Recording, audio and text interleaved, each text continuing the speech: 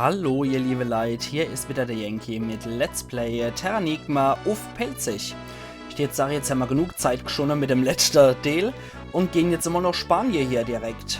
Spanien ist halt ein winziges Land, besteht nur aus 1, 2, 3, 4, 5, 6, 7, 8, 9. Wenn es hochkommt, 9 Felder, eher 7 Felder. Das ist nicht so schön, aber wir gehen mal rein und gucken uns mal an. Schloss. Und die Musik, ihr liebe Leute, das war die Musik, hier kann ich leider kein Bild machen, das war die Musik, die offiziell in der TV-Werbung lief, also das war die offizielle TV-Werbungsmelodie zu Terranigma. Ja, wir sehen schon, dass es hier nicht so gesund aussieht, weil überall diese violette Plörre rumfließt. Ja, und hier ist auch noch was. Ah, guck mal, die Flüssigkeit ist pure Säure. Wenn du da reinkippst, dann wirst du bald anders aussehen. Ja, besser so. Ich habe zwar noch nie von einer violette Säure gehört, aber ich geht. Ach ja. Schön gemacht. Und das fand ich als Kind immer sehr beeindruckend mit der Säure.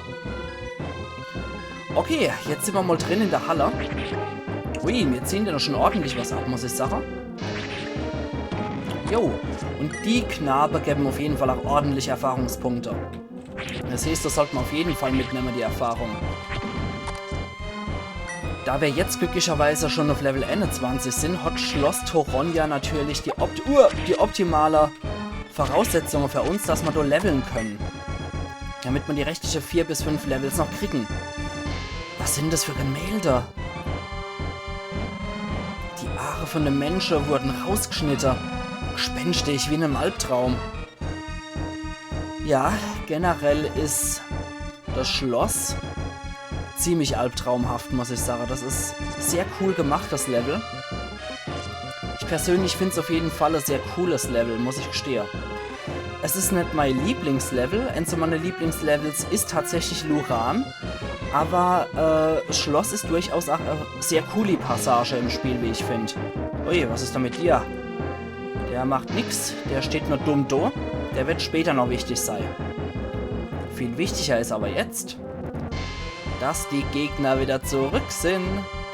Jetzt geht's was auf der Wäsching. Hey, hör auf. Okay, zack. Ja, also wir machen schon ordentlich Schade, dir, Sarah. Zack. Jetzt haben wir was auf die Rieb. So. Die mögen zwar groß und gut gepanzert sein, aber die sind sehr schwerfällig und sehr blöde. So. Jetzt zeige ich euch da nochmal den Weg. Das ist zwar wieder nur Sackgasse, aber ich will es euch trotzdem zeigen. Da kommen wir erstmal nicht durch.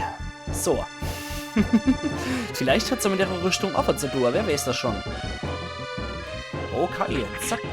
Ich stelle mich dein Morgenstern, Ritter von der traurigen Gestalt. Komm her. So. Du auch noch. Ritter Klotzkopf. Zack. Okay. Ja, und über 40 Taler geben sie auch noch, die Knabe. Die sind auf jeden Fall unser Hauptgegner hier, die Sache, um schnell an EP zu kommen. Okay, dann wascheln wir mal da lang. Da geht's nämlich auch noch durch. Hi, Spinne! Hi, Git! Bäh. Chaka greift an! Chaka, du schaffst es! Igitt. Und du, ach du, Widerling. Oh Gott, das vibriert, das wird explodieren! Ja, von denen kann man sich doch ganz gut in Acht nehmen. Ich finde es auch cool, dass das zwischen Gewölbe und oberirdischer Bereich auch von der Musik her wechselt. Das macht das Ganze auch ein bisschen abwechslungsreicher hier, das Level. Generell ist das Schloss meiner Meinung nach auch auf jeden Fall sehr gut gelungen. Gerade was die Story hier auch angeht. Wir werden hier sehr mit Story konfrontiert wäre. Also da kommen wir nicht um hier viel zu lesen teilweise. So, davor habe ich schon reichlich. Okay, war Prahl Hans. Okay. So viel da dazu. Dann schmeißen wir uns hier raus. Und wer hätte es gedacht, wir landen wieder in einer EP-reicher Halle. So. Chaka, du schaffst das. Und weg mit dir. So. Ritter, wo bist? So. Okay. Ja, die kriegen wir relativ schnell gebacken, die Jungs. Und die machen auf jeden Fall auch nicht so viel Mühe. Aber im Endeffekt bleibt jetzt nur noch ein Weg, den wir zu gehen haben. So, komm her. Ich persönlich muss auch sagen, ich mag die Musik eigentlich. Die hat sowas Bedrohliches an sich und hat sowas, ja. Sie vermittelt einfach was Pompöses und Bedrohliches, finde ich. Gehen wir mal hier. Hammer. Was geschieht hier? Das ist auf jeden Fall der Thronsaal und gucken gleich mal an, wie geil die Throne gemacht sind. Gebt mir meine Söhne zurück. Meine Söhne. Wow. So, die stehen wieder auf. Ja, das vermittelt auf jeden Fall auch wieder den Eindruck von Gespensterschloss und so, ne? Sellemols, habe ich zu der Gefolgschaft von der Königin gehört. Die Königin hat 3 Söhne gehabt. Tragischerweise sind sie in jungen Jahren gestorben. Sellemols, habe ich die Gefolgschaft von der Königin gehört. Die Königin hat ihre 3 Söhne abgöttisch geliebt. Die Zahl, von dem Jahr, in dem sie gestorben sind, war ja sehr wichtig. Okay, das war auf jeden Fall nochmal eine Zusatzinfo, die wir hier gekriegt haben, die recht interessant ist. Okay, da ist wieder die Spinne. Zack, die können wir auch so platt machen. Das wird explodieren. Ach ja, so klassisch wie bei The Simpsons immer. Oh mein Gott, nicht, das explodiert. Zum Beispiel so ein Milchlaster, der einfach von der Stroß abkommt und dann einfach explodiert. Bücherei, hier haben wir vor allem viel zu lesen. Zack. Zack. Guckt sich ein altes Buch an. Es enthält folgende Zeile. Ich habe 4 Männer getroffen. Der erste hat blaue Haare gehabt. Der zweite hat mit seiner schwarzen Pupille eher orientalisch gewirkt. Die Haare vom dritten Mann sind voller Leidenschaft gebrennt. Der letzte hat ein falsches braunes Haar gehabt.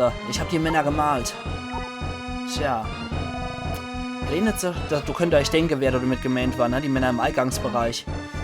Pläne zur Schlosssicherung. Die Kronleuchter dürften für Eindringlinge nicht erreichbar sein. Sie werden über den Kontrollraum höher verstellt. So. Pläne für Wasserkanal. Ermögliche der Austausch zwischen Grabe und Brunnenwasser. Der Schalter an der Seite schlang, tauscht das Wasser vom Kanal aus. Okay. Viele nette Informationen. Bark betrachte altes Buch, das Tagebuch von einem Soldat. Unsere Waffen sind heute angekommen. Alle Männer werden ausgerüstet. Es ist eine wahre Tortur, die schwere Waffe zu tragen. Ich sehne mich nach Friede. Machen wir das nicht alle, Herr Soldat. Guckt sich ein altes Tagebuch an, das Tagebuch von einem Soldat. Im fernen Skandia haben wir Ruine von einer Stadt entdeckt. Ich habe dort einen Schatz versteckt. Ob er jemals entdeckt wird? Tja. Betrachtet sich ein altes Buch. Bericht über Kolumbus Abreise zum neuen Kontinent. Endlich haben wir Segel gesetzt. Der Himmel ist klar. Ideale Bedingungen für unsere Reise. Ich habe 3 Männer mit an Bord genommen, die Söhne von der Königin. Ja. So hat's angefangen, ne? Ihr könnt euch vielleicht denken, was war. So. Warum das rote Gerippe jetzt wiederum da einfach rumliegt, hat einen einfachen Grund. Die erholen sich normalerweise und ihr erkennt, dass die noch nicht ganz tot sind, wenn ihr Schaden nehmt, wenn ihr dort dran geht. Und ihr seht ja auch schon, das Gerippe hat sich schon aufgelöst. Der steht nämlich auf. Guckt sich ein altes Buch an. Es beschreibt Kolumbus Rückkehr von seiner langen Reise. Viele Jahre sind vergangen seit dem Beginn von der Reise. Ich bin 286 heimgekommen. Mein Schiff ist nahezu zerstört. Ich und meine Crew waren an Bord, aber auch noch die 3 Prinzen. Historisches Datum, aber Unglückstag für die Königin. Sie hat mich für den Tod von ihrem Prinzen eingesperrt und angeklagt und eingesperrt. 286, merken wir uns. Guckt sich ein altes Buch an, enthält Überlieferungen. Balance von Licht und Schatten hält die Welt im Gleichgewicht. Wenn die Balance gestört ist, wird ein Held sie Wiederhersteller. Der Held wird mutig und mit einer ganz besonderen Waffe kämpfen. Wer kann das wohl sein, ha? Wer kann das wohl sein? Wer ist hier der Checker mit dem Goldhaar? Ja, die Dinger kriegen wir auf jeden Fall auch noch, die besondere. So viel kann ich verraten. Und wir hätten wohl nicht geglaubt, dass wir der tolle, besondere Hecht hier sind. So. Zack. Komm her, Chaka. Okay. Jetzt haben wir das gemacht. Dann bleibt uns nur noch der Weg. Hui. Wo geht's noch wo hier? Ah, ich glaube, wir müssen zuerst hier, oder? Nee. Ich glaube, wir müssen erst woanders hier, oder? Oder? Ich bin mir nicht sicher gerade. Entweder da rum oder links rum. Kapell? Ich glaube, von dort aus geht's noch unter, oder? Gerade nur checken, ob das stimmt. Uno momento. Ich bin mir gerade echt nicht mehr sicher, wo es lang geht. Aber ich glaube, das ist noch optionales Gebiet hier. Ich glaube es zumindest. Wobei Kapelle... Geht's doch schon weiter? Ich weiß es schon gar nicht mehr. Es ist doch ein paar Jährchen her, dass ich wieder gespielt habe. Also alles habe ich nämlich hundertprozentig im Kopf. Und gerade wenn es wieder um Orientierung geht und so, ne? Ihr kennt mich ja. Ah nee, das ist da, wo es wirklich wichtig ist. Okay. Kapiert? Ich weiß wieder, wo wir sind. Ey, hör auf, du eklige Riesenspinn. Ich habe sowieso so eine leichte Arachnophobie, muss ich gestehen. Boah, mich ekelt's unglaublich vor Spinnen. Je größer, desto schlimmer für mich. Jetzt gehen wir dann da lang. Gemacht. Dann ist es, glaube ich, hier. Ist es hier, oder? Ich glaube, das ist wieder was Optionales hier, ja. Dürfte was Optionales sein. Sicher bin ich mir jetzt auch gerade nicht mehr. Aber ich glaube schon, ja. Genau. Ark erhält Platin-Rüstung. Das ist das Ding, was uns der Händler in Loire drehen wollte. Der Arke-Klappe-Mensch. Und zwar, ja, ich will's tragen und ausrüste. Wird von der Garde getragen. So, jetzt sind wir die königliche Majestätengarde hier. Wir können hier raus. Gerade mal kurz gucken. Ja. Ja, das war definitiv was Optionales hier. Und, wieder Reihe. So. Jetzt haben wir den Außenbereich von der Burg uns auch noch angeguckt. Da ist noch so ein Ritter von der traurigen Gestalt. Der Kist bewacht. Worin sich 651 Taler befinden. Ist ja klar, dass so eine königliche Majestät ein bisschen mehr Kohle hat als der reichste Mann von Luran mit seinen 500 Taler. Und im Himmelbett oder beim Himmelbett warten 2 Gardisten, ein Kristall und ein Buch. Ist das ein Buch? Nee.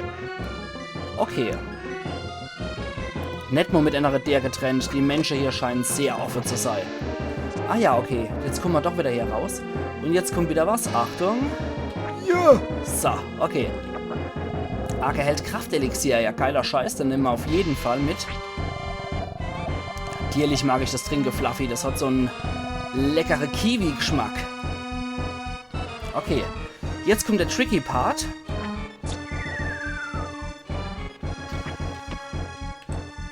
Jawohl, habe ich. Hui. Schier ins Nichts geborzelt. Jetzt wieder Treffer. Und spring. So. Jetzt wird es wieder tricky. Ja, zu kurz. Ja, fast. Ja, Balance wieder zurückhalten. Und dann kommen wir... Ah, nein. Scheiße. Guck mal, dort hier und von dort aus hier. Huiuiuiui. Was ein Drahtseilakt, oder? Aber jetzt sind wir wieder im rechten Seiteflügel bei der Kapelle.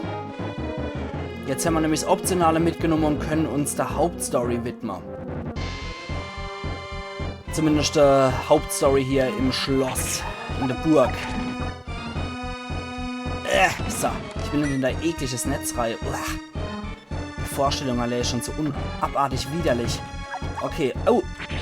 Okay, Nummer 1 ist tot, Nummer 2 folgt. Wow, voll durchgerannt. Nein, du Dappschädel Ark. Zack und zack. So, jetzt noch du. Und jetzt ist was aufgeploppt. Steht da was, Sarah? Da ich so jemand bin, muss ich mal jetzt ein Wunderknöllchen reinziehen. Ich kann das nicht haben, wenn ich unter der Hälfte bin oder circa bei der Hälfte von meiner Kraftpunkte oder meiner Lebensenergie. Hallo? Ich bin eine ruhelose Seele. Nimm mich mit und so meinen Körper. Soll ich das machen? Ja, wir sind ja nett. Dankeschön. Okay. die ist jetzt wichtig, die Seele. Am Anfang wusste ich nicht, was ich mit dem Ding zu machen habe, weil ich auch gedacht habe, scheiße, jetzt habe ich das Teil hier bei mir und wo soll ich deinen Körper finden, verdammt nochmal? Ist das vielleicht eins von den Skelette? Ich bin dann durch die Gegend gerannt und habe jedes scheiß Skelett abgemurkst, in der Hoffnung, dass ich seinen Körper findet. Aber im Endeffekt ist es doch ziemlich easy. Ich habe euch am Anfang hier noch was gezeigt. Aber wir nehmen jetzt erstmal nochmal hier die Ritter mit. Ihr seid halt so gute Sparring-Partner, Jungs. Das muss man euch einfach lassen. Ihr gebt eine gute EP, ihr seid gute Sparring-Partner. Ich muss euch deswegen mehrmals töten, sorry. So. Okay, aber es sieht wohl aus, als hätte Spanien sich durch viele Kriege runtergewirtschaftet. Und als ob die Königin deswegen auch noch, weil sie noch wahnsinnig wach ist durch den Tod von ihren Söhnen, als hätte sie auch das Schloss zum Spukschloss geändert. Gewandelt. So, und hier haben wir etwas rumstehen. Mein Körper, mein Körper. Mit dem Schrei fahrt die Seele in ihren Körper. Drecksau, Verräter, Verräter. Mieser Spanier. Und schon ist er tot. Ja, wenn man hier ein relativ geringes Level hat, ist das natürlich scheiße. Weil du hockt mal ewig und 3 Tage dran. Wenn man jetzt mit Level 17 oder 16 oder so dran geht, oder Level 18 auch nur, glaube ich, dann hat man echt immense Probleme und zieht den Kerl nur 5 bis 10 oder so ab. Dann hockt man da echt ewig und 3 Tage an dem Kampf. Und so ähnlich ist es auch beim Endboss hier im Schloss Choronia. So, und die freundliche Seele hat uns hier den Weg geöffnet. Und die graue Ritter sind noch ein bisschen stärker, die geben noch ein bisschen mehr EP als ihr braune Kollege. Oder ihr ockerfarbene Kollege. Zack. Wie man das so kennt von Riesenspinner, sobald man sie trifft, explodieren sie. Es ist doch direkt aus dem Leben gegriffen. Zack. Und eine 30 Taler gibt das Gerippe. Nicht schlecht, oder für dass er keine Hosentasche hat, wo er Brieftasche aufbewahren kann. Hallo, geil, Level 22 erreicht. Danke, du rotes Gerippe. KP steigt um 13, die Stärke, Abwehr und Glück allesamt um 2. Yeah! Wow, was mich dann du verändert? Ich habe ich mal gewone-hittet. Arge Turmschlüssel. Ja, geil. Und was haben wir hier drin? Na, komm schon. Ja, komm schon. Arg. Nicht zu lange mit dem Turmschlüssel vergnüge. Arg erhält Eispickel. Ja, leck mich fett. Was macht dann der? Eispickel. Den hätten wir auch in Loire kaufen können, aber nee. Der kalte Hauch des Todes. Da wir hier nicht allzu viele Wölfe haben in Schloss Choronia, ist es recht sinnvoll, uns einen Eispickel zu nehmen. Und der hat auch so wunderschöne himmelblaue Färbung. Das erinnert wieder an der Speer in Christa. An der Kristallspeer. Blutgerippe erholt sich. Jetzt dürfte er aber tot sein, ja. Okay, der Eispickel scheint bei Untoten nicht allzu viel Schaden zu verursachen. Weil vorher haben wir ja bei dem Skelett mehr abgezogen. Und nach hier ziehen wir weniger ab. Muss man auch klar dazu sagen. Wir ziehen den Knabe weniger ab, auch wenn sie immer noch gewone-hittet werden, was an unserer hohen Stärke liegt. Muss man doch sagen, dass der Eispickel gegenüber Untote eher schlecht die Waffe ist. Zack. So, platzt mal bitte, Kameraden. So. An dem ich sage, wir kraxeln hier noch rein. Küchekamine sind immer wunderbar, vor allem wenn sie bis ins Erdinnere führen, wenn man reinkriecht. Ach ja, jetzt sind wir schon im schwarzen Bereich. Der Opal hat in der Asche von der Feuerstelle geleckert, die am Arsch der Welt lag im Kamin. Arg erhält den Opal. Geil. Ja, das wäre schon der erste Edelstein und wir erinnern uns, dass die Edelsteine die Aare von den Männern ersetzen. Von den Gemälden. Wunderschön. Naja, die Feuerstelle, würde ich sagen, liegt eigentlich eher da vorne, wo jetzt zwei Bäs sind, aber die liegt halt irgendwie 20 Meter hinten dran. Warum auch nicht? Okelidokeli. Da können wir auch noch wohin gehen. Das können wir auch noch machen, ja. Bevor wir uns dem anderen widmen, können wir uns jetzt auch hier vorwagen. Aber dafür brauchen wir was. Das haben wir nämlich gerade so lustig ergattert. Das ist der Opal. Ein schwarzes Juwel. Ui, ein schwarzer Opal sogar. Magst du das auch wählen? Ah jo, ausgerichtet. Jetzt gehen wir da rein in den Turm. Arg benutzter Turmschlüssel. Oh. Hier wird's wieder bedrohlich. Ja, uff. Zack. Zack. Knochen zerbrechen hier einfach. Das ist herrlich. Mein Schild ist wunderbar. Oh, hallo, Fettwanst. Ja, auf dein Schild zu heben. Du hast gerecht auf das Schild. Und kaum stirbt er, geht hier die Tür auf. Zack. Zack. Batsch. Wunderbärchen. Dann können wir jetzt hier noch durch. Hört euch ja die Musik an. Das sagt doch schon, dass alles bedrohlich ist hier. Hake hält ein Kristall und überall die Säure um uns rum. Und klatsch. Gut. Häng. Und Platz, du Vieh. Okelidokeli. Zack. Na, ich hab zack gesagt. Quatsch. Okay, was haben wir denn hier Schönes? Arke hält Abwehrelixier. Natürlich, gleich Morai gluckern. Ah, das ist immer so ein geiler Energy Drink hier. Zack. Und was bleibt da noch für uns hier? Oh, die Slytherin-Schlangen. Oh, die Statue nicht irgendetwas im Mund? Das sieht ziemlich bissig aus. Hier stecken die Handmorei.